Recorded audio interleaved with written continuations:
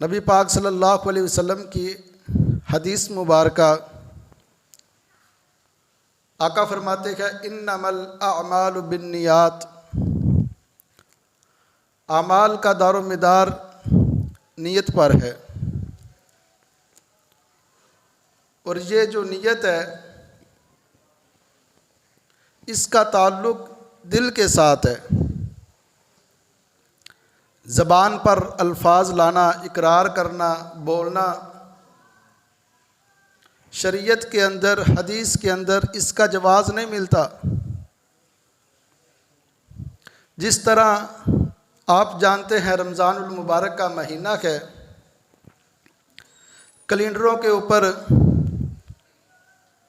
अखबारात के ऊपर, social media पर ये दुआ लिखी होती है वाबी सौमी का दिन नवैतु मिन शहरी रमज़ान। सहरी के वक़्त जब इंसान रोज़ा रखता है, नियत करता है, ये अल्फाज बोल कर नियत की जाती है। हत्ता कि ये अल्फाज ना नबी पाक सल्लल्लाहु अलैहि वसल्लम ने कहे, ना आपके सहाबा ने कहे, ना ताबीन ने कहे, ना तबा ताबीन, ना ही मुहद्दिसीन ने कहे। जमहूर उलमा के यहाँ भी शरीयत के अंदर नीयत का ज़बान के इकरार के साथ बोलना, इसका जवाज़ नहीं मिलता। तो नीयत का ताल्लुक़ दिल के साथ है। जिस तरह हदीस के अंदर और अल्लामा इब्न क़य्यम अलैहि रहमा फरमाते हैं इज़ा कामा इलस सलात अल्लाहु अकबर। नबी पाक सल्लल्लाहु अलैहि वसल्लम जब नमाज के लिए खड़े होते तो आप अल्लाहु अकबर कहते, वला यकूलु बाद शैया, इसके बाद कुछ नहीं कहते। वला तलफ़्फ़ज़ बिन नियति, नबी पाक सल्लल्लाहु अलैहि वसल्लम ज़बान के साथ भी नियत नहीं करते थे,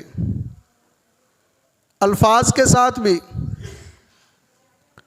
तो जो नियत का ताल्लुक़ है वो दिल के साथ है। जिस तरह हमारे मशहूर आलिम दीन जो दुनिया से गुज़र चुके हैं, मौलाना अब्दुल हफीज़ फैसलाबादी रहमहुल्लाह, दुआ करें अल्लाह पाक उनकी कब्र पर लाखों करोड़ों रहमतें नाज़िल करें। वो एक दफ़ा सफ़र पर थे, सफ़र कर रहे थे, रास्ते के अंदर मस्जिद आई, नमाज़ पढ़ने के लिए ठहरे। जब नमाज़ पढ़ने लगे, क्या देखा, वो मस्जिद अहले सुन्नत वल जमात की थी। उन्होंने मस्जिद के अंदर गए, वज़ू किया। जब नमाज अदा करने लगे, पास आदमी भी थे, तो उन्होंने ज़बान के साथ नियत की 4 रकात फ़र्ज़ या 2 रकात फ़र्ज़। मस्जिद बहुत खूबसूरत, टाइल लगी हुई, नीचे पत्थर लगा हुआ, दाईं तरफ वज़ू खाना, बाईं तरफ जूतों की जगह। इस तरह उन्होंने नियत की। तो पास एक आदमी देख रहा था। बात कहते हैं कि वो मस्जिद का सदर था, मस्जिद की इंतज़ामिया था। तो उसने पूछा, हज़रत साहब हम भी नियत करते आ रखे हैं इतने दिनों से, तो आपने ये जो नियत की है ये कैसी नियत की है? हमने तो आज तक कभी भी ऐसी नियत नहीं सुनी, ना ही अपने उलमा से। तो अब अब्दुल हफीज़ फैसलाबादी रहमहुल्लाह, अल्लाह पाक उनकी कब्र पर लाखों करोड़ों रहमतें नाज़िल करे। तो उन्होंने ये नहीं कहा कि आपकी कहाँ साबित है, उनकी हिकमत अमली देखे। उन्होंने कहा ये उधर लिखी हुई है जहाँ आपकी लिखी हुई है, जो नियत आप करते ज़बान के साथ। सदर साहब भागकर मौलवी साहब के पास गए कि ये मामला बना के। उन्होंने कहा ये नियत वहाँ लिखी हुई जहाँ हमारी लिखी हुई। अब वो कहाँ मिले, शरीयत के अंदर है ही नहीं, मन गढ़त थी, बिदअत थी, जिसका इस्लाम के साथ तल्लुक़ ही नहीं। नियत का ताल्लुक़ तो है दिल के साथ। अब मौलवी साहब कभी इधर हो कभी इधर हो, कहते हैं आ जाएगी। मैं आपको बताता हूँ, किताब मंगवा रहा हूँ। काफ़ी देर के बाद सदर साहब गुस्से के अंदर उन्होंने कहा, मौलवी साहब अगर आती है तो ठीक है, नहीं तो हम दोनों जाकर ले आते हैं। कहाँ से वो लाए, मौजूद हो तो लेकर आए। तो फिर सदर साहब को उसको अल्लाह रब्बुल इज़्ज़त ने मसलक अहले हदीस कबूल करने की तौफीक अता कर दी। कैसी उनकी हिकमत अमली थी। तो जो नीयत का ताल्लुक़ है ना, वो दिल के साथ है। ये नमाज के अंदर जो पहले नीयत की जाती है, ये मन गढ़त है इस्लाम के अंदर, इसका कोई तसव्वुर नहीं। जी अमाल का दारो मदार है नीयत पर, फिर वज़ू करे उस वक़्त भी नीयत करे। मैं वज़ू कर रहा हूँ, 3 कुली करूँगा, मुँह पर मैं 3 दफ़ा छट्टे मारूँगा, फिर मैं 3 दफ़ा पाँव धोऊँगा, फिर इसकी भी नीयत करे। नहीं मेरे भाइयों, इसका इस्लाम के अंदर तसव्वुर नहीं है। नीयत है लेकिन नीयत का ताल्लुक़ दिल के साथ है। तो ये होगी रोज़े की नीयत। उसके बाद हम आते हैं सहरी की तरफ। नबी पाक सल्लल्लाहु अलैहि वसल्लम ने फरमाया, तसहरू फ़इन्न सुहूर फ़िल बरका। और मेरी उम्मत के लोगों, सहरी किया करो। क्यों, क्या वजह है? क्योंकि सहरियों में अल्लाह रब्बुल इज़्ज़त ने बरकत रखी है। बल्कि एक अल्फाज नबी पाक सल्लल्लाहु अलैहि वसल्लम ने फरमाया, सियामना व सियाम अहलिल किताब अकलतुस सहर। हमारे रोज़ों के और अहले किताब यहूदी और ईसाई, इनके रोज़ों के दरमियान जो फ़र्क करने वाली चीज़ है वो सहरी का खाना है। तो इंसान को सहरी करनी चाहिए, इसके अंदर बरकत होती है। बल्कि एक हदीस के अल्फाज है कि इंसान को तसहरू, तुम सहरी करो, वलऊ बिलुकमतिन, अगरचे तुम्हें एक लुकमा ही ना खाना पड़े। एक अल्फाज हाफिज़ इब्ने असाकर रहमहुल्लाह तारीख़ दिमश्क के अंदर लेकर आए हैं। सैयदना सुराका रज़ी अल्लाह ताला अन्हु रावी है, वो फरमाते हैं कि नबी पाक सल्लल्लाहु अलैहि व आलिहि वसल्लम ने फरमाया, तसहरू वलऊ बिल मा, सहरी करो, सहरी के अंदर बरकत है, अगरचे पानी का तुम एक घूंट ही क्यों ना पी लो। लेकिन हमारे यहाँ जो अक्सर बड़े शहरों के अंदर यही रवाज चल रहा है, हम बड़े ठाट बाट के साथ अफ्तारी करते हैं, फुल पेट भर जाता है मगरिब इशा तक। फिर हम तरावी पढ़ते हैं या जो इबादत करते हैं, नमाज पढ़ते हैं, फिर उसके बाद फिर तरावी के बाद या इबादत के बाद फिर हम खाना पीना शुरू कर देते हैं। कोई बर्गर खा रहा है, कोई पिज़्ज़ा खा रहा है, कोई कोल्ड ड्रिंक। इस तरह हम खाते खाते हत्ता कि हमको 1-2 बज जाते हैं, 12-1-2। तो जो 12-1-2 बजे तक खाता ही रहेगा, फिर उसको सहरी की तलब कैसे होगी? फिर वो नियत करके रात को सो जाता है और फजर की जमात से पहले उठता है और नमाज अदा कर लेता है। इस तरह रोज़ा रख लेते हैं। लेकिन ये अमल खिलाफ शरीयत है। सहरी अगरचे थोड़ी करो, खजूर कर लो। नबी पाक सल्लल्लाहु अलैहि वसल्लम ने हदीस के अल्फाज हैं, सहरी के अंदर आपने खजूर को बहुत पसंद फरमाया। एक खजूर रख ले अपने तकिए के नीचे, एक घूंट पानी पी ले। तो इसलिए ये सहरी वाली बात हमको समझ आ गई कि सहरी के बगैर गुजारा नहीं। अगर सहरी के बगैर हम रोज़ा रखते हैं तो ये खिलाफ सुन्नत है और सहरी के अंदर बरकत ही बरकत है। तो अब हम चलते हैं अफ्तारी की तरफ। नबी पाक सल्लल्लाहु अलैहि वसल्लम ने फरमाया, मुस्नद अहमद की रवायत है, सैयदना साल बिन साद रज़ी अल्लाह ताला अन्हु फरमाते हैं, नबी पाक सल्लल्लाहु अलैहि वसल्लम ने फरमाया, उस वक़्त तक मेरी उम्मत गालिब रहेगी, एक अल्फाज मेरी उम्मत खैरियत से रहेगी, जब तक मेरी उम्मत अफ्तारी के अंदर जल्दी करेगी।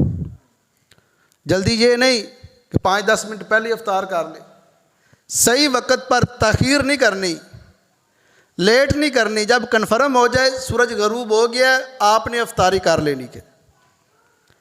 दूसरे अल्फाज अबू दाऊद के सैयदना अबू हुरैरा रज़ी अल्लाह ताला अन्हु इन अल्फाज के रावी हैं कि नबी पाक सल्लल्लाहु अलैहि वसल्लम ने फरमाया उस वक़्त तक मेरी उम्मत गालिब रहेगी।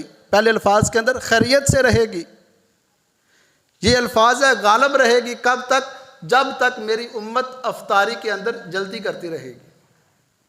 तो ये जो लेट अफ्तारी करना ये यहूदियों और ईसाइयों का अमल है, और मुसलमान की शान शयान ये है कि वो यहूदियों और ईसाइयों के मुखालिफ चले।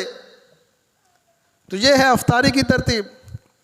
नबी पाक सल्लल्लाहु अलैहि वसल्लम जब सूरज गरूब हो जाता, जब अफ्तारी का वक़्त आता, आप बिस्मिल्लाह पढ़ते, अफ्तारी शुरू करते। पहले आप तार खजूर पसंद किया करते थे। तार खजूर अगर वो मुयस्सर होती तो नबी पाक सल्लल्लाहु अलैहि वसल्लम उसके साथ अफ्तारी करते।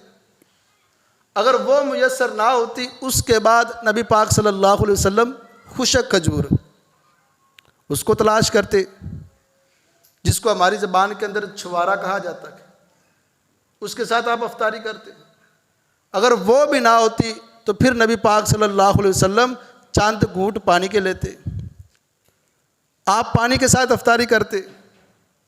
फिर आप ये दुआ पढ़ते, ज़हाबत ज़माउ वबतल्लतिल अरूक़ु व सबतल अज्रु इंशाअल्लाह। प्यास बुझ गई, वबतल्लतिल अरूक़ रगे सिराब हो गई, आगे व सबतल अज्रु इंशाअल्लाह, अगर अल्लाह ने चाहा तो हमारा अजर साबित होगा इंशाअल्लाह। तो नबी पाक सल्लल्लाहु अलैहि वसल्लम ये दुआ किया करते थे। तो इसलिए अफ्तारी के अंदर भी जल्दी करना, तो ये भी नबी पाक सल्लल्लाहु अलैहि वसल्लम की सुन्नत है, खजूर को इस्तेमाल करना। अब हम चलते हैं रोज़े के मुबाहात।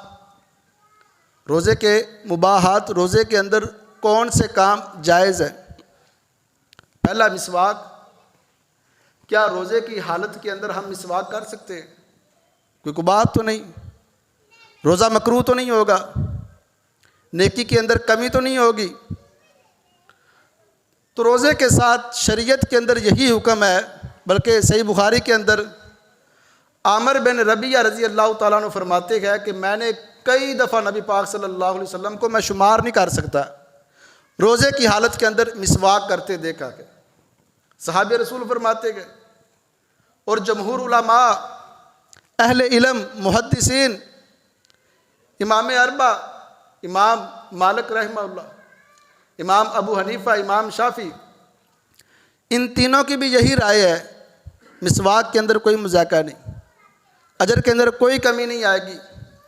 लेकिन इमाम अहमद इब्न हंबल अलैहि रहमा, उनकी थोड़ी सी मुख्तलफ राय है। वो क्या राय है वो भी आपके सामने रख देता हूँ। उनकी राय ये है कि ज़वाल आफ्ताब के बाद मिसवाक नहीं करना चाहिए। क्यों? इसकी वजह क्या है? क्योंकि उस वक़्त प्यास की शिद्दत बढ़ने लगती है। तो ये जो इंसान के अंदर से जो बू आती है, जो स्मेल आती है, भूखा रहने की वजह से, प्यास की शिद्दत की वजह से, ये अल्लाह रब्बुल इज़्ज़त को कस्तूरी से ज़्यादा पसंद है। ये अल्लाह रब्बुल इज़्ज़त को कस्तूरी से ज़्यादा पसंद है। अगर मिसवाक करेंगे तो ये ख़त्म हो जाएगी। लेकिन इसका जवाब ये है कि ये जो बू है ये मैदे की है, इसने आना ही आना है। मिसवाक इस बू को ज़ायल नहीं कर सकता, वो मुंह के लिए। तो इसलिए मिसवाक करेंगे, इसके अंदर कोई हरज नहीं है। दूसरी बात, सालन हर घर की ज़रूरत है, हर घर का मसला है। ये मसाइल हमने अपनी ज़िंदगी के अंदर लाने के, लच्छेदार ख़ताब तो हम सुनते ही रहते गए, लेकिन इनको भी समझना के, इल्म की दुनिया के अंदर भी आना के। तो ये जो सालन है हर घर के अंदर बनता है। कई घर ऐसे होते हैं वो सब के सब भी रोज़ेदार होते हैं, चाहे वो कम फैमिली हो या ज़्यादा हो। तो अब वो क्या करे, वो सालन को कैसे छके? अगर एक बावर्ची है बाकी को तजर्बा नहीं है, या एक बावर्चन है बाकी को तजर्बा नहीं है, तो वो क्या करे? शरीयत के अंदर उसकी इतनी इजाज़त मिलती है कि वो सालन को चख कर थूक दे, उसका रोज़ा नहीं टूटेगा। तीसरी बात, कूली करना, नाक के अंदर पानी डालना, ये कैसा है? कूली कर सकते हैं, नाक के अंदर पानी डालना, लेकिन ज़्यादा ऊपर नहीं लेकर जाना। कूली करने हैं तो गरारे नहीं करने, तो इससे भी रोज़ा नहीं टूटेगा। और एक बात यह कि नहाना, क्या नहाने से इंसान का रोज़ा मकरूह होता है, अजर के अंदर कमी होती है? कई ये ज़हन लेकर फिरते हैं कि नहीं नहाना नहीं, जितनी ज़्यादा गर्मी लगेगी, जितनी ज़्यादा प्यास लगेगी, उतना ज़्यादा अजर मिलेगा। जो ज़्यादा अजर शरीयत पर अमल करने की वजह से है ना, वो तेरी और मेरी मर्ज़ी के मुताबिक नहीं मिलेगा। ये बात दिल की तख्ती पर लिख लेना। जो अजर हदीस पर अमल करने की वजह से ना, वो तेरी और मेरी आसानी की वजह से वो अजर नहीं मिलेगा। तो नहाना, नबी पाक सल्लल्लाहु अलैहि वसल्लम, हदीस के अल्फाज है, आप जब गर्मी की हरारत ज़्यादा होती, आपको प्यास की शिद्दत ज़्यादा महसूस होती, तो नबी पाक सल्लल्लाहु अलैहि वसल्लम अपने सर पर पानी उंडेलते, आप नहाते, आप गुस्ल करते। तो नहाना भी जायज़ है। एक बात, इंसान अगर भूल के साथ, अगर ख़ता के साथ खा पी ले तो उसके बारे में क्या कहेंगे? नबी पाक सल्लल्लाहु अलैहि वसल्लम की हदीस है, मन नसिया वहुवा साइमुन फ़अकला औ शारिबा फल युतिम्मा सौमहु। नबी पाक सल्लल्लाहु अलैहि वसल्लम ने फरमाया, जो मेरा उम्मती भूल जाए और इस हाल में हो कि रोज़े की हालत में हो, कोई चीज़ खा पी ले, कोई मशरूब पी ले, कोई चीज़ खा ले, इसमें कम या ज़्यादा इसकी गुंजाइश नहीं है, जितना मर्ज़ी खा ले, लेकिन ये है कि भूला हुआ हो, ये नहीं जानबूझकर पहले भूल के थोड़ा सा खाया, अब याद आ गया, अब कहता नहीं काम स्टार्ट हो गया अब खाता ही रहूँ, नहीं, जब याद आ जाए छोड़ देना। के भूल कर जितना भी खा ले, तो नबी पाक सल्लल्लाहु अलैहि वसल्लम ने फरमाया, फल युतिम्मा सौमहु, वो अपने रोज़े को पूरा करे, वो अपने रोज़े को तोड़े नहीं। क्यों? उसका रोज़ा टूटा नहीं, मकरूह नहीं हुआ। क्यों? उसने भूल कर खाया। क्या आगे हदीस के अल्फाज है, बल्कि उसने नहीं खाया, अल्लाह रब्बुल इज़्ज़त ने उसको खिलाया और पिलाया। क्या एक ये बात होगी। आगे वाली बात, नबी पाक सल्लल्लाहु अलैहि वसल्लम जुम्बी हालत के अंदर होते थे, आपने हक़ूक़ ज़ौजैन अदा किए होते थे, तो नबी पाक सल्लल्लाहु अलैहि वसल्लम इसी हाल के अंदर आप फजर की नमाज से पहले गुस्ल करते और फजर की नमाज पढ़ाते। ये आपकी रमज़ान की कैफियत है। फिर आपकी सहरी, इस बात से क्या समझ आती है कि अगर इंसान जुम्बी हालत के अंदर हो और सहरी का वक़्त हो, इंसान सहरी कर सकता है, ईज़िली सहरी कर सकता है, शरीयत के अंदर गुंजाइश है, लेकिन एक शर्त है, इस्तंजा वगैरह या तहारत वज़ू वगैरह कर ले, सहरी कर सकता है, बाद के अंदर गुस्ल करके फजर की नमाज अदा कर सकता है। तो एक ये गुंजाइश। तो दूसरी बात, एहतलाम, नबी पाक सल्लल्लाहु अलैहि वसल्लम ने फरमाया, और शरीयत के अंदर भी, अगर इंसान को बदख्वाबी आती है, अगर दिन के वक़्त इंसान को एहतलाम हो जाता है, तो क्या इंसान का रोज़ा टूट जाता है? नहीं। नबी पाक सल्लल्लाहु अलैहि वसल्लम ने फरमाया, जिसको बदख्वाबी आए, जिसको एहतलाम हो, वो गुस्ल कर ले, उसका रोज़ा ना टूटता है ना मकरूह होता है, क्योंकि ये नींद है, नींद पर इसका कंट्रोल नहीं। तो ये एक बात।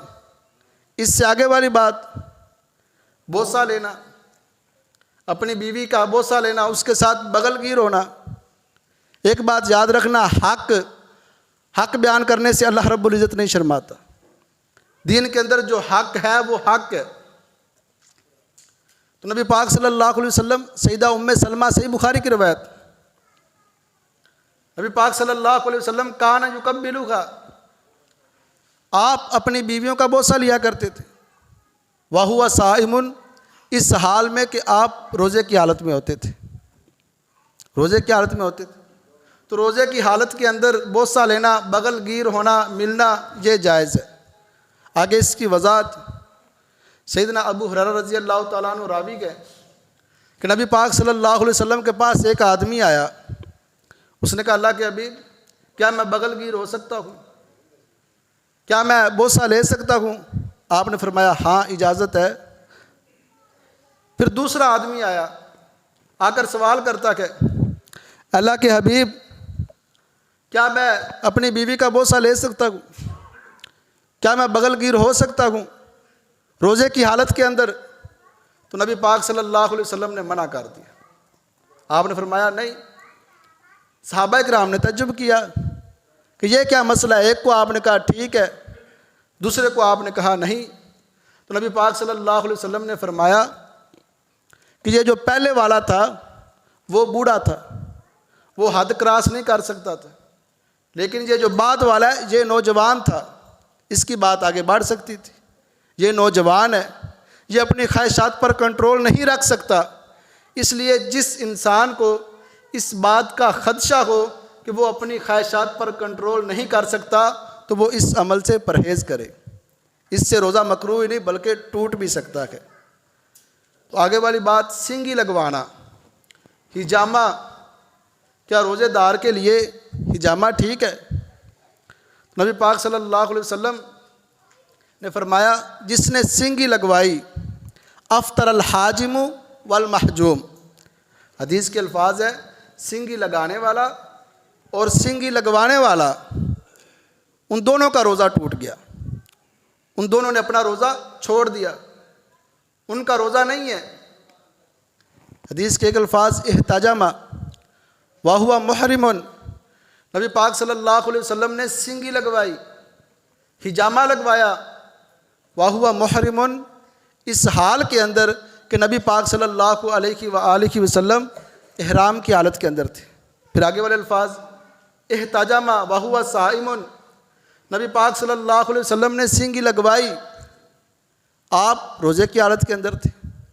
हदीस के पहले अल्फाज के अंदर मना किया गया, बल्कि सैयदना अनस रज़ी अल्लाह तआला अन्हु फरमाते गए कि नबी पाक सल्लल्लाहु अलैहि वसल्लम सैयदना जाफ़र बिन अबी तालिब के पास से गुज़रे, वो हिजामा लगवा रहे थे, सिंगी लगवा रहे थे, तो आपने फरमाया इन दोनों का रोज़ा टूट गया। फिर बाद के अंदर इसी हदीस के आगे वाले अल्फाज है अन्न नबिया रखस रसूलुल्लाह सल्लल्लाहु अलैहि वसल्लम फ़ी बादिल हिजामती बाद फिल हिजामती लिस्साइमी, नबी पाक सल्लल्लाहु अलैहि वसल्लम ने रोज़ेदार सिंगी लगाने वाले को रुख्सत दे दी। बाद के अंदर वकाना अनसुन रज़ी अल्लाह तआला अन्हु यहतजिमु व हुवा साइमुन, सैयदना अनस रज़ी अल्लाह तआला अन्हु वो सिंगी लगवाया करते थे, वो हिजामा लगवाया करते थे, और इस हाल के अंदर हदीस के अल्फाज रोज़े की हालत के अंदर हुआ करते थे। तो ये मुमानत पहले थी, लेकिन ये रवायात मनसूख हो गई, अब इस्लाम के अंदर इसकी इजाज़त मिलती है। इसी के साथ आगे वाले अल्फाज सुरमा, इसके बारे में क्या ख्याल है?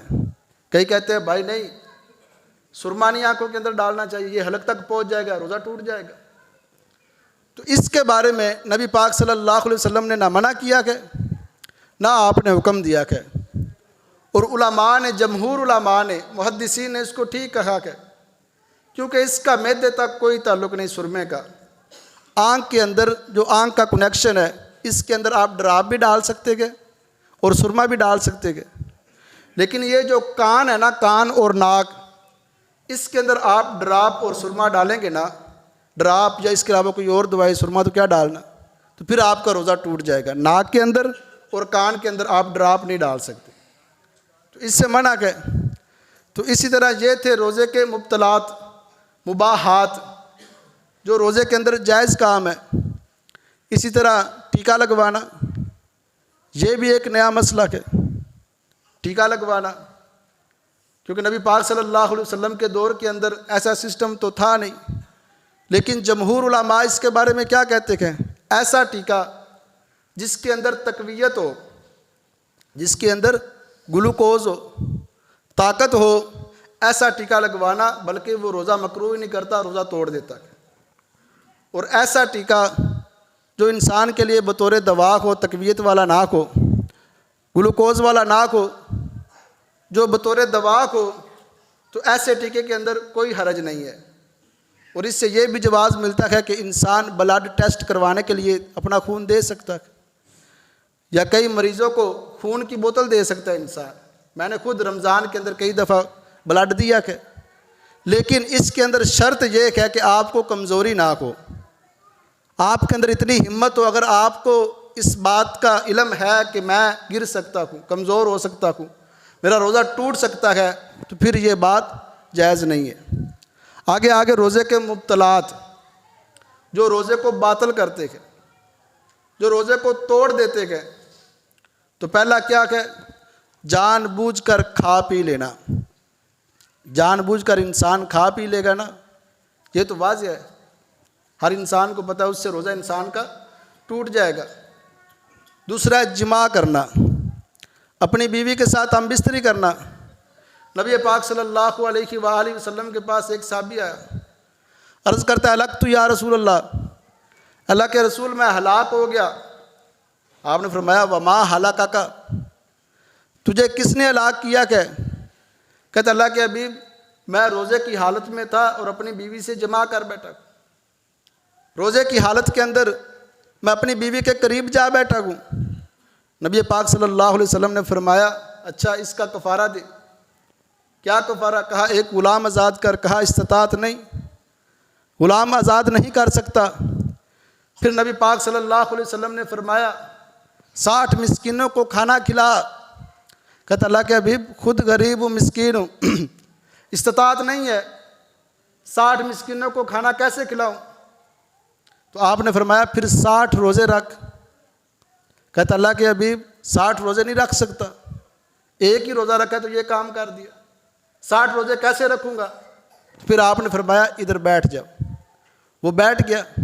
फिर सदक़े की एक बोरी आई, हदीस के अल्फाज खजूरें थी या खुशक थी, छुआरे थे। तो नबी पाक सल्लल्लाहु अलैहि वसल्लम ने फरमाया जाओ ये ले जाओ, ये तुम्हारा कफ़ारा है, इसको तकसीम कर दो। वो गया। कहता अल्लाह के हबीब हर तरफ देखा गया, अल्लाह की कसम मुझसे गरीब घर कोई नहीं है। तो नबी पाक सल्लल्लाहु अलैहि वसल्लम ने फरमाया तेरा अपना रखने का इरादा है, फिर रख ले, जा ऐश कर, मौज कर। तो ये तफसीलन वाक़या है। तो जमा करने से भी इंसान का रोज़ा टूट जाता है। और आगे वाले जो पॉइंट है वो है आमदन कै करना। एक तो है इत्तिफाकन आ जाए, इंसान बीमार हो या इंसान का पेट ख़राब हो या मैदा ख़राब हो, इत्तिफाकन कै आ जाए, इससे रोज़ा नहीं टूटता, ये रोज़े के अंदर जायज़ है।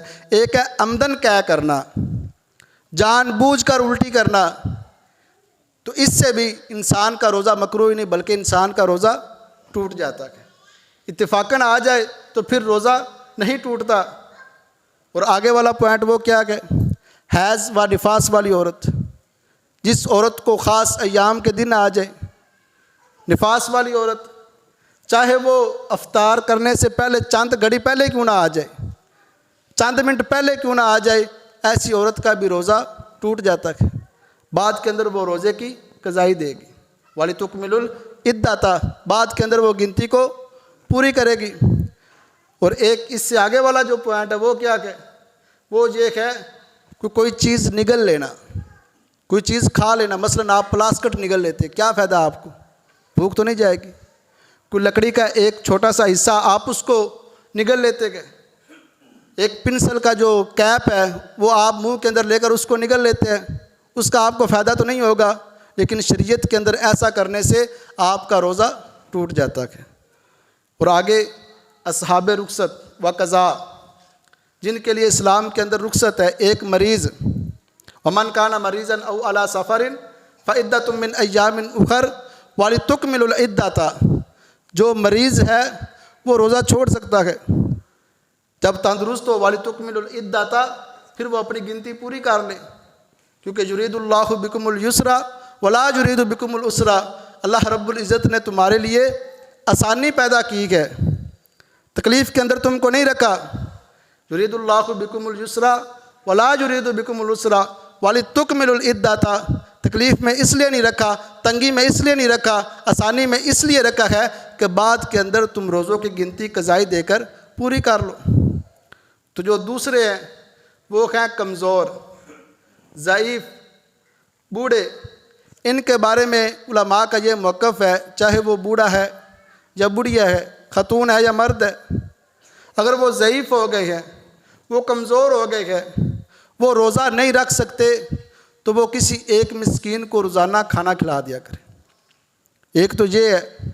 तो एक अगर वो बूढ़ा या बुढ़िया गरीब है, खुद ही उनकी हालत मिस्किनों वाली है, गरीब है, तंग दस्त है, वो रोज़ा भी नहीं रख सकते, तो तो इनके लिए कोई फ़िदिया नहीं है, क्योंकि अल्लाह का कुरान है, मैंने खुतबे के शुरू के अंदर भी पढ़ी, ला युकल्लिफुल्लाहु नफ्सन इल्ला वुस्अहा लहा मा कसबत व अलैहा मक्तसबत। तो आगे वाली बात, हामला व मुर्जिआ, हामला खतून जो उम्मीद से हो, जो दूध पिलाने वाली, ऐसी औरत जिसको पता हो कि मुझे तकलीफ़ पहुँचेगी, दूध पिलाने की वजह से मुझे भूख महसूस होगी, तंगी होगी, वो भी रोज़े को छोड़ सकती है, उसको रुख्सत है, बाद के अंदर वो कज़ाई देगी। और इसी तरह हैज़ो निफास वाली औरत, उसके लिए भी रुख्सत है। हाँ, नमाज़ों की उसके लिए कज़ा नहीं होगी, जिस तरह आयशा रज़ी अल्लाह तआला अन्हा फरमाती हैं, जब हम ख़ास अय्याम के अंदर हुआ करती थी तो नमाज़ों की हम कज़ा नहीं दिया करते थे, लेकिन रोज़ों की हम कज़ा दिया करते थे। इसी तरह मुसाफिर, अगर कोई इंसान मुसाफिर हो, सैयदना हमज़ा बिन अमर असलमी रज़ी अल्लाह तआला अन्हु वो फरमाते गए, अल्लाह के हबीब, क्या आसूमु फिस सफ़री, क्या मैं रोज़े की हालत के अंदर सफ़र कर सकता हूँ, क्या मैं सफ़र में रोज़ा रख सकता हूँ?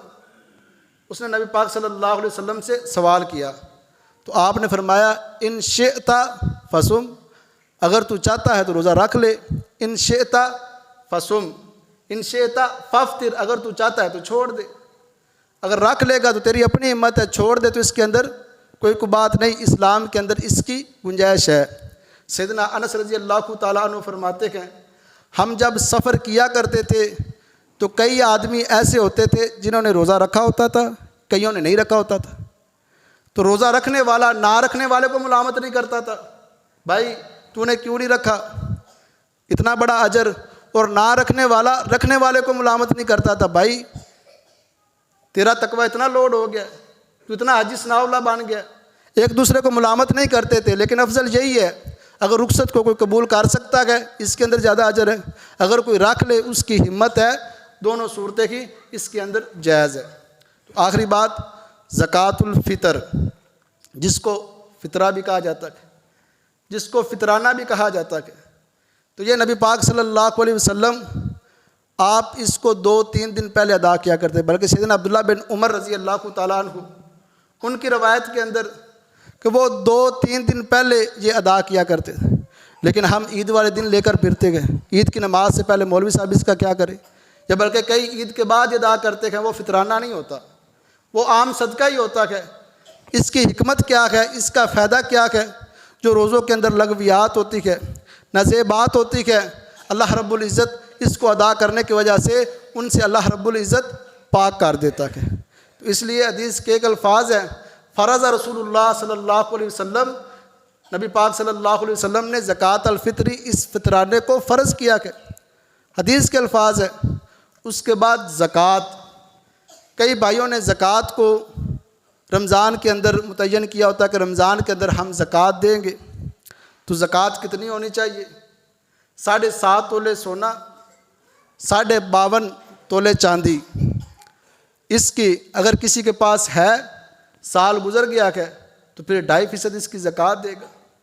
अगर गंदम है, अगर 1000 मन है तो 50 मन, अगर 100 मन है तो उसकी 5 मन देगा। अगर 6 माह बाद फसल है, उशर है, अगर उसको पानी बारिश के साथ लगता है, नदी नालों के साथ फ्री पानी लगता है, तो उसको ज़कात कितनी देगा? 20%। अगर उसको पानी इंसान मेहनत करके लगाता है, ख़रीद कर लगाता है, तो फिर उसकी ज़कात 2.5% होगी।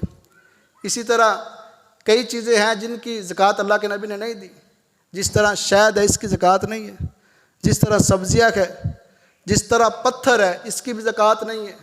लेकिन पत्थर के अंदर एक हीरा आता है, कई आदमी होते हैं जिन्होंने अंगूठी पहनी होती है, तो वो उसके अंदर जो हीरा होता है वो करोड़ों का होता है। अब वो कहीं इसकी ज़कात नहीं भाई, अगर साल गुजर गया है तो फिर वो पत्थर नहीं रहता, वो एक कीमती मोती बन जाता है, वो पत्थर के लेवल से निकल जाता है, उसकी भी ज़कात बनती है। इसी तरह अगर बकरियाँ है, अगर 40 बकरियाँ हैं तो 1 बकरी, अगर 30 गाय है तो 1 साल का बच्चा, अगर 40 गाय है तो 2 साल का बच्चा। इस तरह ज़कात है। और याद रखना, ज़कात अगर देनी है ना, इस्लामी महीनों के साथ दिया करो, साल गुजरने पर इस्लामी महीनों के साथ। अगर आप अंग्रेज़ी महीनों के साथ दियो ज़कात को अदा करोगे तो फिर वो 356 दिन बनेंगे। अगर इस्लामी के साथ शुमार करते हो 365 दिन। ना जानकर भी आप 8 से 9 या 10 दिनों के चोर बांध रखे हैं ज़कात के। और ये ज़कात नहीं है, अगर कोई भट्ठे का मालिक है, एक ट्राली उसने ईंटों की मस्जिद को दे दी, करोड़ों अरबों का मालिक है, एक देग मस्जिद के अंदर खड़का दी, बस ज़कात हो गई। दृश्य के अंदर चंद दे दिए, नहीं, करोड़ों का है, हिसाब के साथ उसकी ज़कात देगा। बाकी अगर किसी भाई का कोई मसला हो तो वो सवाल कर सकता है। जज़ाकुमुल्लाह व आखिरु दावाना अल्हम्दुलिल्लाहि रब्बिल